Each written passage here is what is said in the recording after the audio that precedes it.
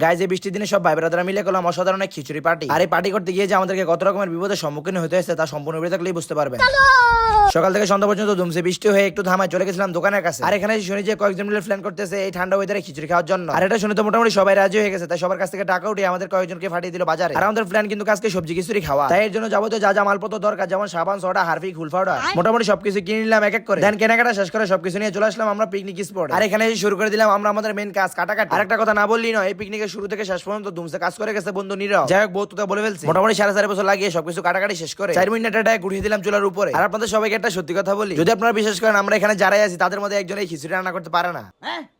ये क्या सुन रहा हूँ मैं? আপনারা যা শুনছেন সত্যিই শুনছেন। আমাদের কথা হলো আমরা সবাই মিলে একসাথে রান্না করবো, শেষে যাই হোক তাই আমরা খেয়ে ফেলবো। দাঁড়ান আপনাদেরকে ছোট্ট স্যাম্পল দেখাই। আমরা খিচুড়ি তৈরি করার জন্য ডেকের ভিতরে সবজি ফানি সবকিছু দিয়ে জাল দিতেছিলাম, তখনই হঠাৎ করে একজন বলে উঠলো কি রে সবজির ভিতরে ডাল যাস নাই। পরে মনে পড়লো আরে কথা তো সত্য, তাই আমরা চুলা থেকে খিচুড়ি ডাক নামিয়ে অনেকটা পাত্রে সেই ডালগুলো ভেজে খিচুড়ির ভিতরে দিয়ে দিলাম। মানে আজকে কি দিয়ে যে কি তৈরি করতেছি কিছুই মাথা খেলতেছে না। যাই হোক এত কিছু করার পর যাই তৈরি করছি শেষ পর্যন্ত দেখি যে এটা খিচুড়ি হয়েছে। বাপরে বাপ যে অবস্থা হয়েছিল ভাবছিলাম এটা আবার খিচুড়ির বদলে না জানি এবার বিরিয়ানি হয়ে যায়। দেন আল্লাহর মধ্যে সবকিছু ঠিকঠাক থাকায় ফাইনালি নামিয়ে পেলাম ডেকটা চুলা থেকে। আর এখন হলো আমাদের সবার জোলা মারার পালা। আর আপনাদেরকে যদি এটা টেস্টের ব্যাপারে বলতে হয় 43,000 শেফ একসাথে কাজ করছে এই খিচুড়ি তৈরি করার জন্য, এটা তো খারাপ হওয়ার কোনো প্রশ্নই উঠে না।